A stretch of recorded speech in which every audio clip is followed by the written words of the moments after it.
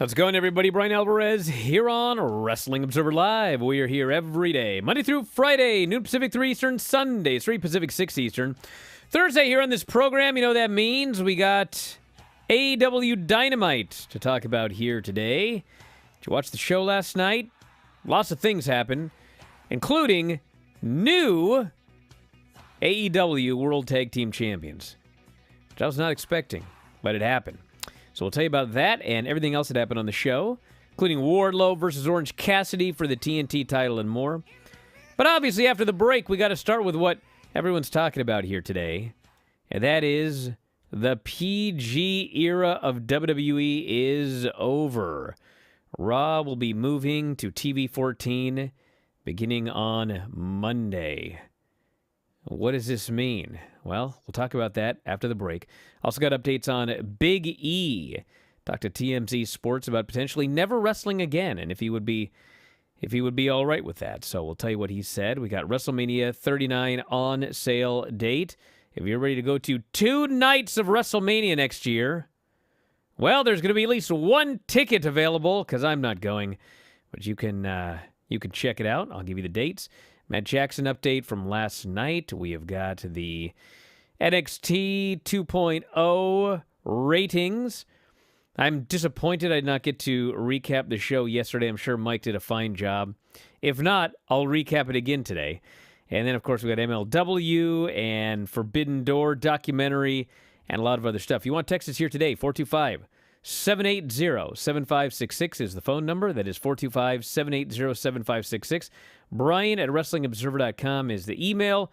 At Bryan Alvarez on Twitter.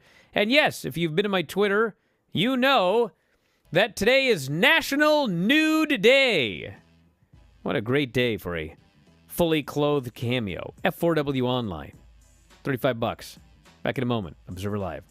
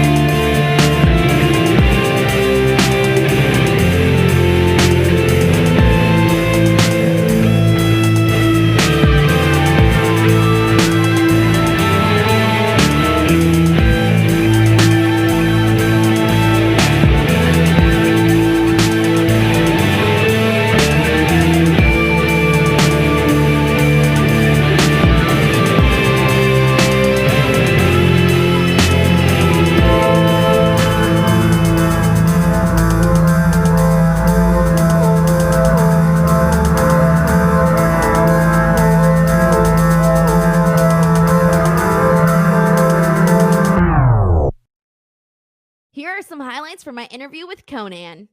No, because you got to remember, they don't make their money. I had a conversation with Vince McMahon now it's probably 2 years ago. But I had a conversation with him, and one of the things that he told me, and he was right, he was like, well, really, there's no money in Mexico. I can make more money off the Mexican Hispanics in the United States, right?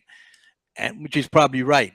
But at the same time, it's a huge market that you're missing out on. Plus, you're missing the Mexican-American market because, as I told him at the time, I said... Back on the show, Bryan Alvarez here, Wrestling Observer Live. Mike Sempervive, also of WrestlingObserver.com. Oh, I'm so delighted today with this story.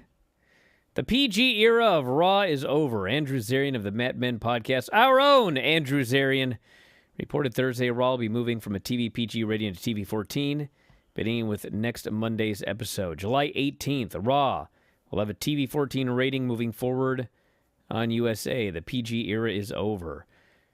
Raw first moved from TV PG to TV 14 in 1997. The program shifted back to TV 14 in July of 2008. SmackDown has been TV PG since its first episode on August 26, 1999. TV parental guidelines describe a TV 14 program as one that contains some material that many parents would find unsuitable for children under 14. TV PG contains material that parents might find unsuitable for younger children. Raw's in Tampa, Florida. Why am I so delighted, you ask? Well, I'm delighted that finally, I'm going to have to stop hearing about this, because I've heard about this for years. The problem is that this show is TV PG. And I'm sure you're all well aware that my belief is that the problem is not that this show is PG. I think some people think that now that it's TV 14, we're going to go back to the Attitude Era, and it's going to be hot and... Bros, do we honestly think this? I don't know if anyone actually does think this, but it seems like people do. Here's the deal, everybody. Did you watch Raw on Monday night? Did you watch the last... Let's just throw out a couple of things.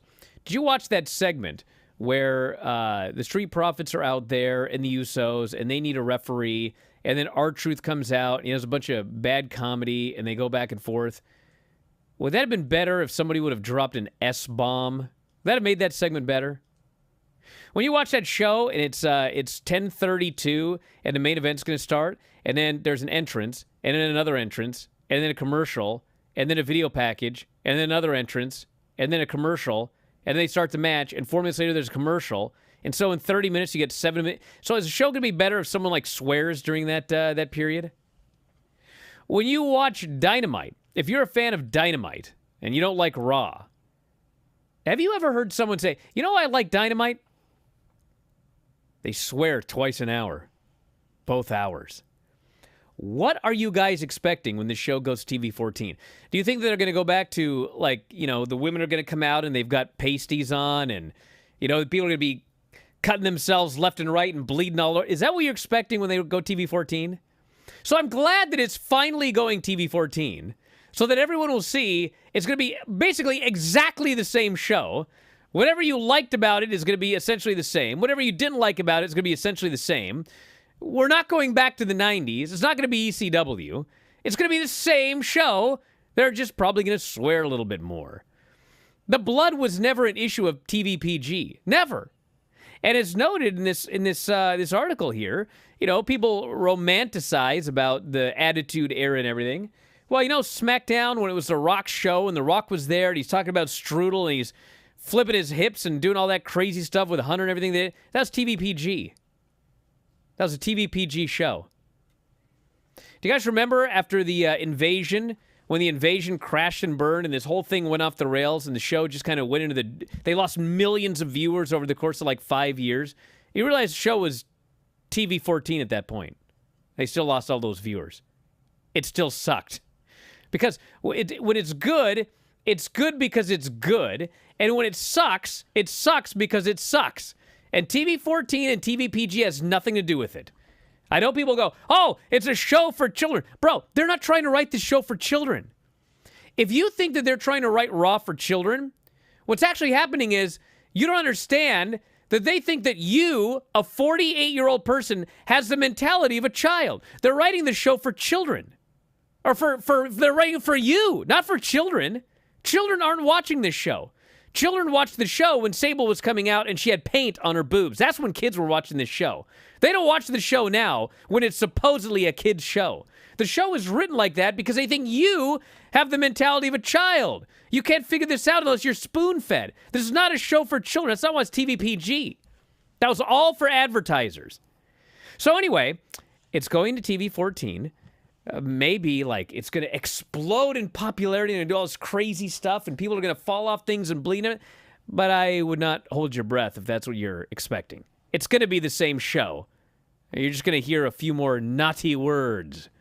Maybe that'll turn this ship around. You can just hear all those naughty words with you every couple of days here on this program. Don't get me started. Couple hey, you know what this guy notes? You know what Mushroom Man 674 notes? What's that? He says in 2003, remember everyone's favorite period of SmackDown? It was SmackDown 6, 2003 SmackDown? Yeah. And it was miles better than Raw? Yeah. Yeah, well, SmackDown was the PG show, and Raw was a TV 14 show. Huh, how about that? And who was running SmackDown and doing the creative at that time? Do you remember? I don't know if Paul Heyman was completely doing creative, but he was involved. But he was, one of the point men for that until all that stuff with he and Stephanie and the phone calls and all that stuff. And then he ended up leaving there for a little while. But I agree with you. I mimic everything that you say that way because at the time all of this was going on, you had The Undertaker, you had The Rock, you had Triple H, you had Mick Foley, you had all of these people on the come up. Wrestling was red hot, and you had a whole lot of big stars. And look, Jade Cargill coming out and telling Tony to cut the S, I mean... That made the show better? That's exactly. I mean, it in some ways, it juxtaposes the show where it's like, was that even needed? And it's part of her deal, and that's why they want to make it part of her deal, so I guess it is. But it's like, okay, great, so Seth drops an S-bomb on Cody, or they do something like... Okay, we'll see what happens. I'll see what the content is. I'll see how they decide to do things. But if it's just, we're going to be more sexually, suggestive, and it's just going to be more cursing for the sake of cursing, okay. Okay, it's not going to make the show any better. It's not going to make anything improve. You might get people going, oh, you might get a viral video clip that comes out of it. But if the action isn't any good, if the stories aren't any good, if people aren't really into it, what does it really matter? And this is a marketing thing, and they want to, shock, and hey, get some eyeballs. I don't know what it is, but again, with it being TV 14, if it was TVR, TVMA, whatever the hell it is, it's not going to make it a better product unless what you have on the screen is better, period. Well, now that that's out of the way, we can move on to other important things. So Big E did an interview, and he talked about potentially never returning to the ring. Because as noted, he has to wait till the 1-year mark. They're going to do more scans and then see how he's doing. So he told TMZ, I'm doing pretty well. I can live my life pretty normally. My neck is not in a position where I should be ramming my head against other things and movable objects right now. Wrestling doesn't make sense right now. I have to wait for that to ossify, to form bone, to heal. But man, I feel great. I don't have nerve issues, don't have any weakness, don't have any atrophy. I got really lucky because it could have been a lot worse. It's one of those wait-and-see things. Initially, when I talked to Dr. Maroon, who's been great, he suggested, hey, let's look at this thing in a year. And that's after looking at my last set of scans, so I really can't say. I don't know whether I'll be back in March and 100% or if they'll look at it and say, hey, maybe you should be doing something else with your life. For me right now, March of next year is very far off, so I don't want to spend a lot of time worrying or stressing about it. I'm just kind of living life. Been with this company for 13 years. Means a lot of Saturdays and Sundays and Poughkeepsie and Kalamazoo and the most random towns. Now I get to live my life a little bit, see some friends, and enjoy being human. Would he be content if he never wrestled again? Yeah, I think so. My philosophy as a human is learning to be content with whatever life brings you. I'm so grateful to not be in a wheelchair.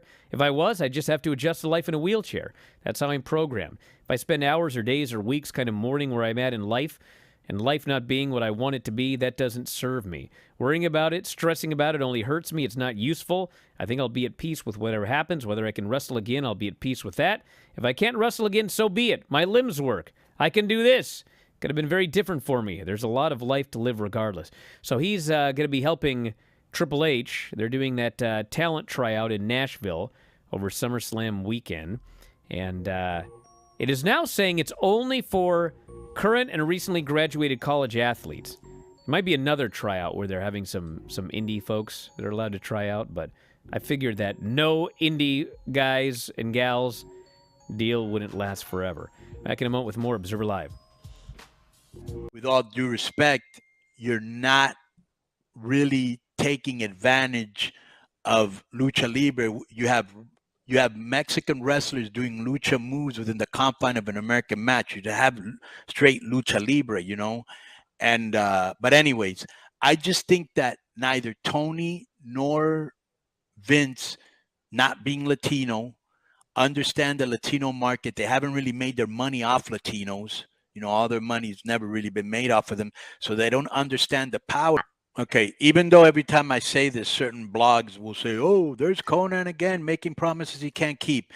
If there's anything I said, it was because it was going to happen. Shit changes. Can we give, but I can guarantee you 100%. We have a couple venues in the United States. It's not for me to say it at this time, where we're working at in major Hispanic hubs where AAA will be making an appearance.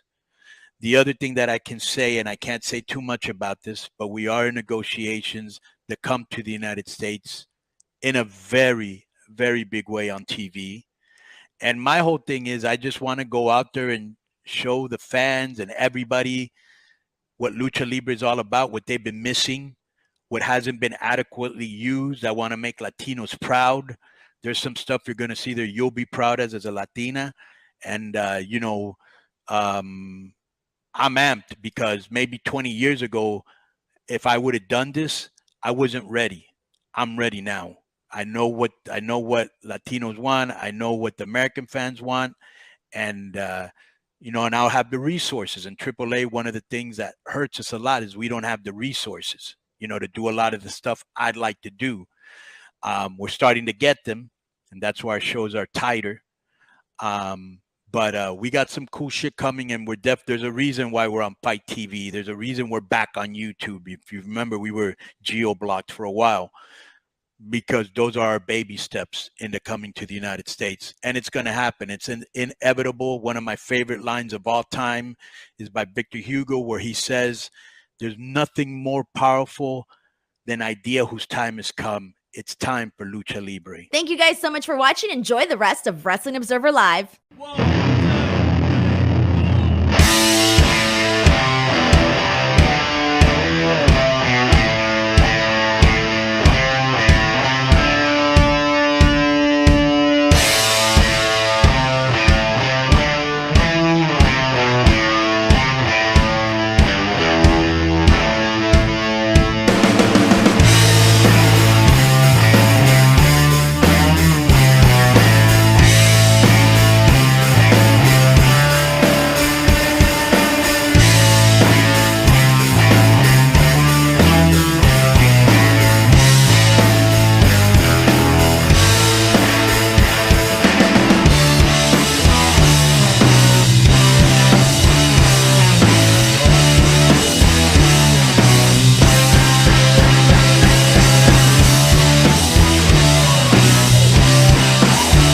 The show, Bryan Alvarez here, Wrestling Observer Live. Mike Sempervive, also of WrestlingObserver.com. I hope you did a fine job recapping my favorite show yesterday, Mike. I did. I loved every second of it as well. Well, that's a lie. But How do you know that? What Are you asked, calling me a liar? So you didn't watch the Lash Legend match? I watched the Lash Legend match. You loved it? Okay. I said I loved doing the review. I didn't say I loved the show. Now listen. All I want is for people to be honest about NXT 2.0. That's all I ask, okay? Listen, that Lash Legend match, Dave said it was a negative star match and maybe the worst match of the year. He's probably right, but I've seen a lot of bad matches, okay? With Lash? Actually, yes, with Lash. That match was so horrible, okay? I don't want people trying to tell me that match was good. But you know Nobody what? would. You know what? I was sort of, listen. Everybody was making fun of the end of the show when Cora Jade went to hit Roxanne with the skateboard and the skateboard broke early. As they should. I guess, but it's like, oh, dude, come on, it's Botchamania wrestle nonsense stuff. It is, of course. but it's like the whole idea was to not hurt anybody. Like, it never have to make. Next time they'll get like a solid steel skateboard and start beaning people with it because they don't want people to make fun of them. Because well, is NXT going full Listen. NXT TV 14? They can start doing that now. You know what? To be honest with you, I would much rather have been involved as a wrestler. I would much rather have been involved with that where the thing broke a little early than poor Brian Pillman Jr. last night, who got his partner choke slammed on top of him and he was supposed to go through a table, and this damn table didn't break. And he just got smashed. And then they're like, oh, we better do it again. And they did it a second time and smashed this guy through the table. You see his neck just go, and his neck is like totally cranked in because his neck like hit the barricade. I'm like, God, whenever people make fun of like, something going wrong when the whole idea was to make sure nobody got hurt, that's not my thing. If you want to make fun of something, oh my God. Make fun of that Lash Legend match. Come on. Oh, my God. All right. That's just my thoughts. Mm-hmm. I would rather the table broke early than poor Brian Pillman Jr. got his ribs smashed. That poor guy. How many ribs does a normal person have? 12? He's got 24 now. This poor bloke. You're supposed to have a floating rib. He's got like 12 floating ribs, all floating around inside because his guts got all smashed up because that table didn't break. Oh, come on. Just because they tried to make something safe, as well they should. They've been gimmicking chairs and things like that for years, even though some of the most noted chair shots of all time coming from the Attitude Era. There was no pulling and there was no working those chairs. Yes, you can make fun of that stuff. It could have been a perfect you can show. make and people, fun of it. But... You can have, and the whole thing is not even making fun. It's just poking fun at what happened there with the skateboard because it was so ridiculous. And it kind of is, if you think about it, Brian, it says something. Wouldn't it say something? You're a worker. You've been trained to do things. Doesn't it say something that you can have a skateboard? I mean, well, yes, I could hit someone with a skateboard and not hurt with him. a skateboard, but the reality is she was taking the flat part of the skateboard and was going to hit her in the back. You shouldn't have to gimmick a skateboard to do that because you should be able to hit somebody in a working way where you make some contact, but you pull it and you don't actually smash it through their ribs. You're absolutely so it's kind right. of ridiculous. You're absolutely right, but the reason they pre-cut it was they wanted to pretend that she hit her so hard that she broke a skateboard. That was the idea. The skateboard wasn't cut because they didn't want to. It was for the visual of, oh my God, she hit her so hard with that board it broke and was blown asunder. Well, and give them this. Did you see the edited clip of her getting hit with the skateboard? They did as good of a job as possible, to actually fix that. So it was... Did they add like 80 zooms to... No, they just kind of did a fade where she comes down and then it looks like it makes contact and then you see it flying in the air. So they did... It was a little bit of good magic there on the editing part that makes it look a little bit better, and that's how they'll tell their history, which is why we have Botchamania to tell the other history that they would like you to forget. Well, the only other things I want to mention, and we'll go back to the news, is I thought Cora Jade did a good job as a heel. I think she's a better heel than a babyface. That voice. I am flabbergasted because this has been something that's been in the works for a while, okay? This is not something where they decided yesterday to do this turn. Their plan was to have them win the tag team titles and immediately break up the next week. So now, what, are we going to just vacate the titles, or I don't know, maybe they've got some sort of plan. And also, since people were asking, because Keith Lee did that tweet and then they won the belts that night, I'm pretty sure that the title change was planned for a long time. That was also not a last minute deal. So anyway, I thought that she's better as a heel, but I don't know what they're going to do. And the only other thing I want to mention is old Sangha. Bro, they got to get this guy in the coconut loop doing matches because he did not have a great match. But he is a great character, and he's a great personality. And you could see that the crowd really likes this guy. So what's missing is his work. And they're not having him work like an Omos. They're having him work like a small guy, even though he's gigantic. And even in there with, Duke Hudson, I was like, man, this was not good. So hopefully he can get some experience because I think they got a hit in that old Sangha. He's got to be able to do a little bit of working. Think he'd be a hit on the main roster when he comes up within 6 months? Well, the problem is if they book him like this Sanga, where he's a beloved, likable, friendly babyface, yes. You dance around with Shankly.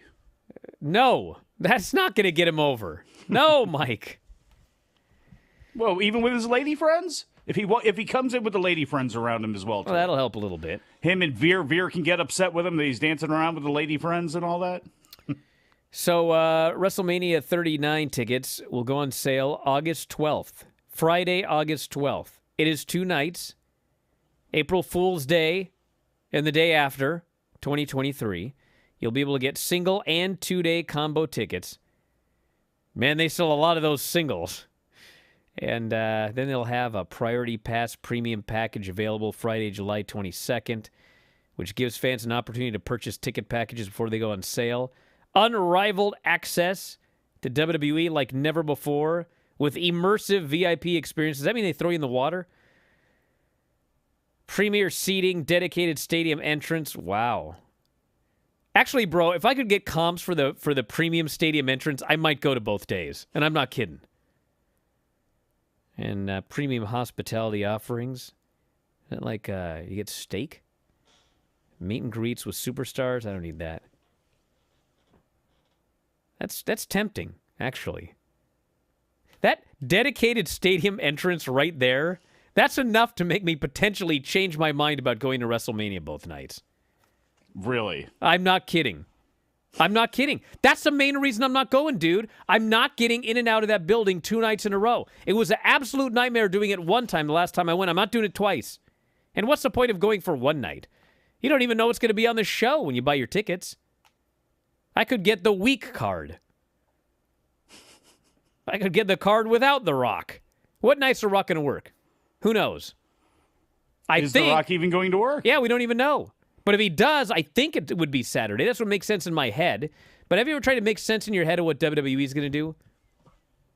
Not a good idea. Never Drive works yourself out. crazy. Matt Jackson suffered a stinger in the match last night. You could see it. He takes a double suplex from Keith Lee and Powerhouse Hobbs. Just a normal vertical suplex. And I think the problem is when you give a normal suplex, you know, the guy that's doing the move, it's like you go up, you go down. With 2 people, it's like the timing could be a tiny little bit off. If one of the guys doing the double suplex goes down a split second early, then the timing is weird. And I think that's probably what happened because he landed, his neck snapped back, he grabbed his neck, he laid out, talked to the ref, and then from that point forward, it was like, you know, I think he took one big bump, which was Keith Lee fairly gently putting him down on a powerbomb when they did their double-team powerbomb and double foot stomp finish. But other than that, I mean, he took the safest bumps you could take. Everyone stayed away from him. There was even a spot where his brother got, I think it was chokeslamming on one guy, and then they chokeslammed him onto 2 guys, so he had 2 bodies to break his fall. I mean, they were doing everything to make sure this guy was all right. And apparently he felt a lot better after the match, so hopefully he's fine. But that happened. And they still had that match, despite that injury. So that was a great main event. I was thinking yesterday how much I'd like to see one of those other teams have those belts in this match, but I didn't think it was going to happen. But I also didn't hear about Keith Lee's dedication to his brother earlier on yesterday. That kind of sealed that deal, you know, where it came to, I guess, whatever's going on with him. He dedicated the match. And again, unless it's WWE, you never want to dedicate a match to somebody. You don't want to do this in WWE either. It's just that they do. Where you dedicate a match to somebody if you're the babyface and then you turn around and lose. You know, you've talked about it with Cameron Grimes in NXT. You could do something like that if it's going to immediately lead to a heel turn or it's going to immediately lead into some sort of drama. But even then, it's never really the best idea in the world. People like seeing these types of situations where, you know, the match gets dedicated to somebody, or if it's in honor of somebody, they want to see that person honored. They want to see the person that's fighting for that person win. We'll talk about Dynamite after this next break, but I want to mention that NXT 582,000, down 1.9%, 21st on cable, 0.14 rating. So still NXT's second highest rating since January 4th. So a lot more women watching the show. So they may have been interested in that women's championship match and the story of Roxanne. But whatever it was, they liked it. Interesting numbers with women over the last couple of weeks with all of these wrestling shows. Yes. Back in a moment to talk Dynamite Observer Live.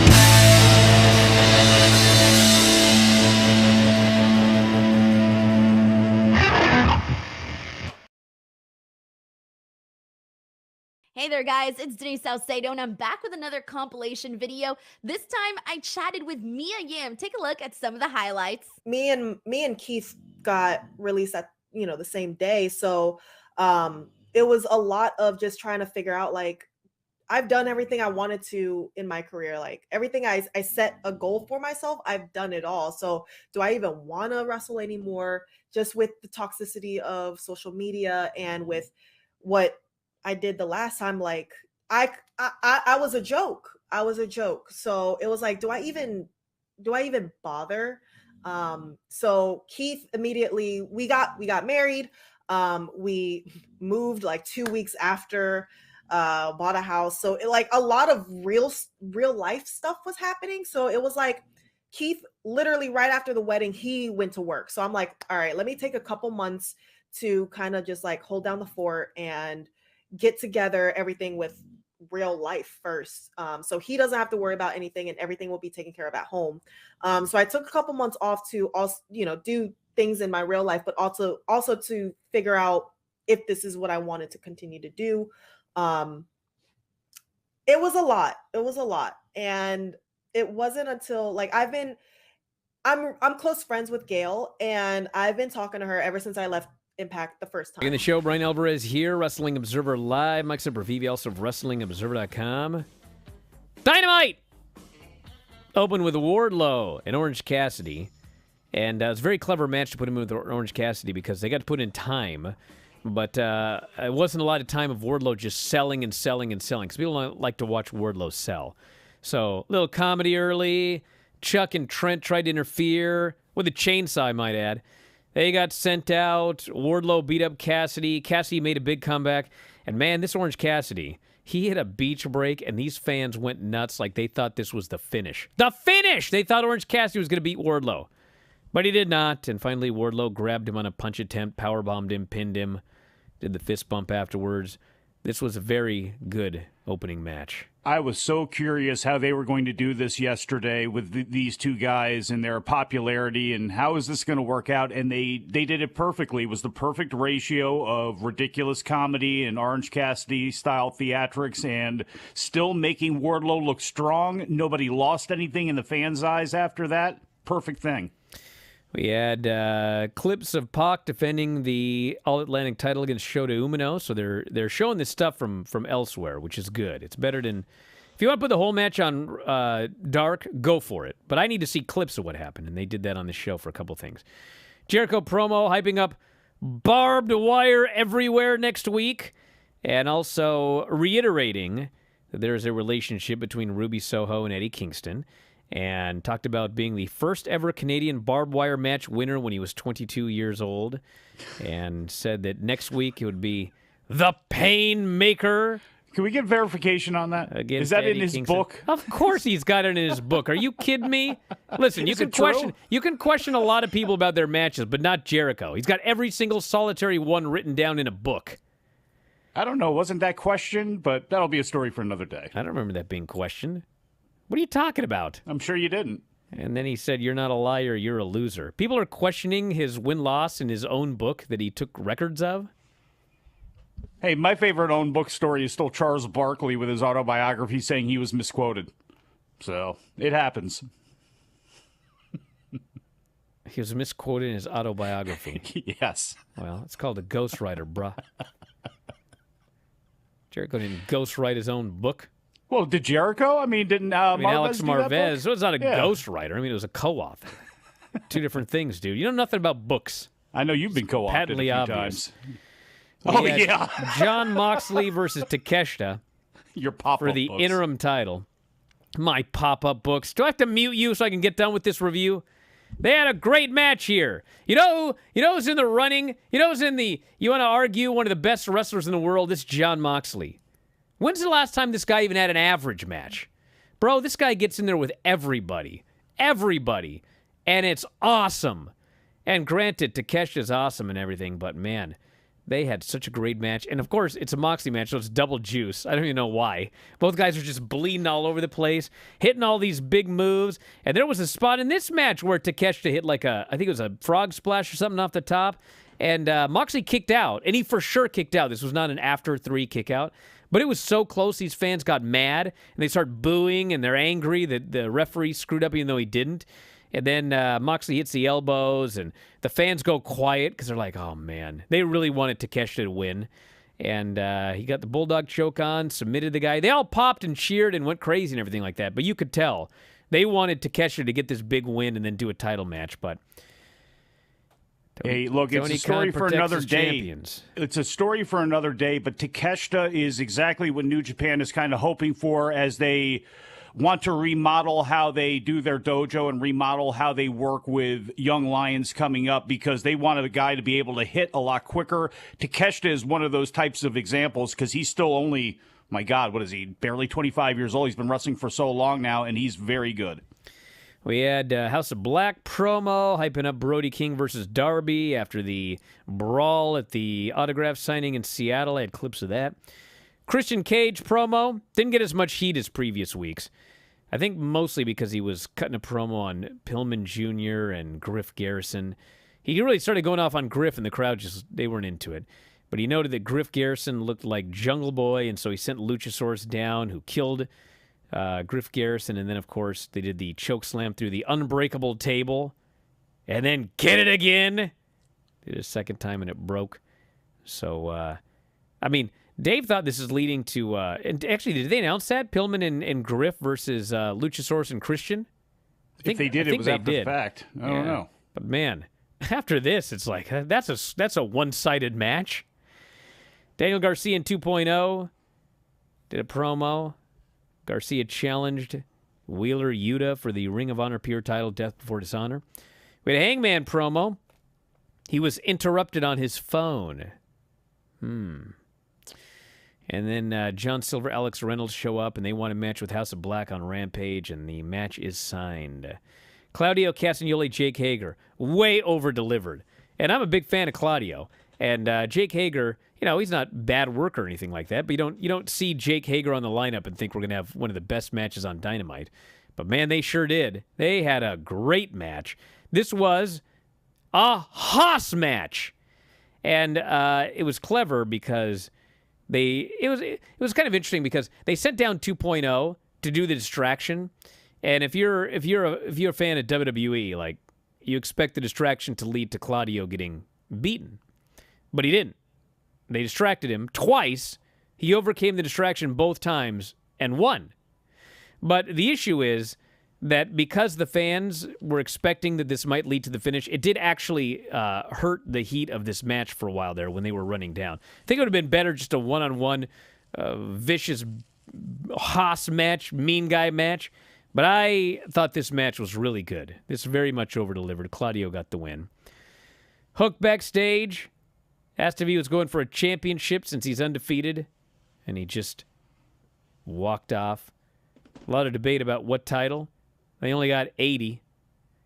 But it was brought up perhaps the FTR title. Or FTW. FTW title. Not the FTR title. A video of Miyu Yamashita's victory over Thunder Rosa. Then they did a promo backstage. Britt Baker and Jamie Hayter walked up. And Rebel came out with a sandbag. Because of the rumors on the internet. That was weird. I'll put it that way. Was it really weird? It was weird. Why? Because who in the world? Why in the who in the world wrestling, knows what why they're is this talking real? about? People I that know listen what to they're this talking show. about. You do. Wait a second. But if there's a million people, 900,000 are like, why does she have a sandbag? Brian, Are they going to have a sandbag match? Loser has to wrap the sandbag around the feet and throw him in the river? Like Well, Tony look. D'Angelo did it 2 times? look, sandbagging is at least a term that's, can be generally used in other places too. I guess, but it's never been talked about that Thunder Rosa's a sandbagger. There's a She's lot a of champion. Things, there's a lot of things on that show that, look, remember when you were talking about Orange Cassidy? Look, they sometimes may rely on the fact that they know their fans know a lot and they stay heavily in tune to things. So I think for most of their fans, they probably saw that sandbag and they knew what it was if you're at that show or heavily watching. But again, you can bring that up later on, if you're going to continue on with this, if that's going to be part of Britt Baker's promo offense on Thunder Rosa, you can actually explain this later on. I think at the end of the day, it doesn't matter. Like, if you didn't know why they had a sandbag, it's not like it hurt the show. No. But it was just like they had a sandbag. Well, They after threw all a these sandbag at Thunder Rosa. Well, I mean, I laughed, but it was bizarre. Serena D beat Anna Jay. So last Anna Jay match, I think it was one on the pay-per-view. I didn't think it was good at all. I didn't think Anna Jay looked good at all. I thought she just looked lost and confused. Way better in this match. She's still green, but man, Serena Deeb is great. And the match was good enough that they start this match and nobody cares. This crowd is dead silent. And by the end, Anna Jay, she puts her in her rear naked choke once, and Serena Deeb gets out. But man, when she got it on the second time, I think the fans thought, wait a second, she got it on the second time. And Serena's right in the middle of the ring, and she's doing a great job. And they went crazy for that spot. But she got out and submitted her, kept working on her, and then Mercedes Martinez ran down, and they'll be fighting for the women's title at Death Before Dishonor. a big difference between Jade and Serena Deeb there when it comes to opponent. Then we had this other one that's just, like, I'm not baffled, but it's just weird. Jade, Stokely, and the baddies are there. And then there's Layla Gray, who is an interim baddie, but none of the baddies want her in the baddies. And then Stokely keeps saying that he's got some plan. It's been 2 weeks. I've seen no evidence of this plan. He is like on thin ice with Jade. He ends up walking off, and then the baddies yell at. I have no idea where this is going. I can't fit this together for the life of me. I presume they have some sort of idea, but it's weird. You know why it's weird? Because they just put Stokely. They just put Stokely with Jade Cargill, and now there's this weird story where they're having problems. I don't like when you put two people together and they're immediately having problems. If you want to have problems between Stokely and Jade, fine. But, like, do it down the road. It seems so early that he's already on thin ice with her. And, I don't know if she's signed, but when they started this thing with Layla Gray, she wasn't signed. So it's not like she's under contract and they've got some long-term storyline. She may be signed, she may not. So it just seems like a week-to-week thing where they're not entirely sure where they're going. Maybe they do. I don't know. But it's weird. And then the main event was the three-way. Swerve Strickland, Keith Lee, Young Bucks, Starks, and Hobbs. This match was great. This was a great match. And I think the thing that people are talking about besides Matt getting his stinger is the finish, which was Keith Lee pinned. No, Keith Lee hit the big dive on everybody outside. And, man, he did a flip dive, and he made it over the ropes, and he wiped out everybody. And then in the ring, Swerve pinned Starks. So they did not pin the champions. And we'll see where it goes, okay? A third Young Bucks title reign? Well, listen. It is. Hold on. I would not jump at that, okay? Here's the thing, everybody. I don't know where they're going, okay? But I do know one thing 100%. The Young Bucks were never supposed to win the tag team titles. It was supposed to be the Hardys. And then everything went down with Jeff and Matt, and they ended up winning the belts, which they were not supposed to win, okay? So everybody who's watching this and going, well, they took the titles off the Bucks, but, clearly they're going to Bucks and FTR for all. I don't know if they're going to do that because FTR was going to win those belts, but the Young Bucks were never going to win the AEW titles. So the idea that, we're going to go to this match that was never the original plan, Tony doesn't do that. So I'm not saying it's not going to happen, but I think that people who are like certain that the Bucks are going to win the belts back immediately from, Swerve in Our Glory so that they can do all the titles in a month and a half at all. I don't know if that's going to happen. I wouldn't get my heart set on that one. It might happen, but this has happened before where he's had a plan, something went wrong, and he had to put somebody else in a position. But then, since that was never the original plan, that person was taken out of the position, and it was done. So I don't know if the Bucks are winning the titles back, but I guess we'll see. Back in a moment with more Observer Live. So we've been talking, and I originally didn't want to sign anywhere. I didn't want to do TV. I just didn't want to. I didn't know what I wanted to do. But Gail was putting over the company, putting over the talent, even Scott, like putting over everything. And it's like with Gail being in the position in Impact as like the head of the women's division, it's like I have no question, no second guesses, no hesitation that if I were to go to Impact under Gail's leadership, like everything's going to be fine. Like there's no drama. I didn't want to deal with drama, politics. Like I just wanted to, if I was going to wrestle, I just wanted to wrestle and hang out with my friends. So my first match back was with Athena, and it was like so emotional at the end where like, I just needed to have that match, not to do a bunch of crazy stuff or whatever, but just to have a match to get over that mental block of like, I just don't want to go inside of like, I didn't even go train inside of a ring because my anxiety wouldn't let me. So it was like a slow progress where, okay, I got through my first match. Okay, now let's focus on like, let me see if I can lead somebody still. So then I had my match with Janai Kai, which went great. And just talking to Keith and Gail, and it was like, okay, I think, I'm getting older. I don't move like I used to anymore, but I'm like, you know what? I just need to get over it.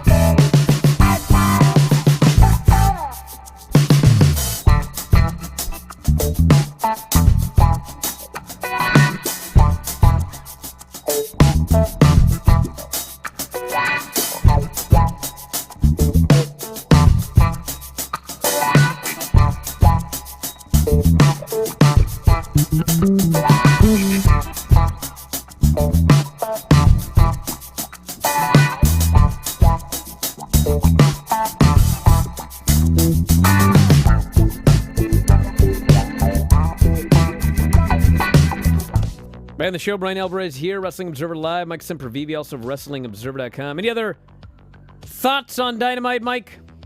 Not really. It was a good show. The whole Fyter Fest gimmick, I'm not sure if over 2 weeks and 4 shows, how they theme shows is kind of wacky to me, that they were on Cleveland and it's like, beach break and all that sort of stuff. I think sometimes with the names, I don't know, maybe they matter to somebody. I don't even know why they are making these things like Fyter Fest. I mean, I could understand with like a video gaming thing taking place at the time, or you're going to theme out the show or something like that. But if you're not going to do that, just call it Dynamite. I don't really see a need for it, but it doesn't really matter. That's just small potatoes and a marketing thing. Well, yeah, we'll talk more about this tonight with Vinny, Bryan and Vinny show for video subscribers live at 9 Pacific, midnight Eastern. You can watch live on our video channel, video.f4wonline.com, which is our YouTube channel. And if you don't have the video subscription, the audio will be up afterwards. And we'll talk about NXT 2.0, which I sadly did not get to talk about yesterday. But I'll get to talk about it tonight, fear not. And AEW Dynamite as well. And then I may or may not be here tomorrow. Yeah, again, I have an appointment. And I'm not sure if it's going to be done by noon. So, yes. We'll see what happens.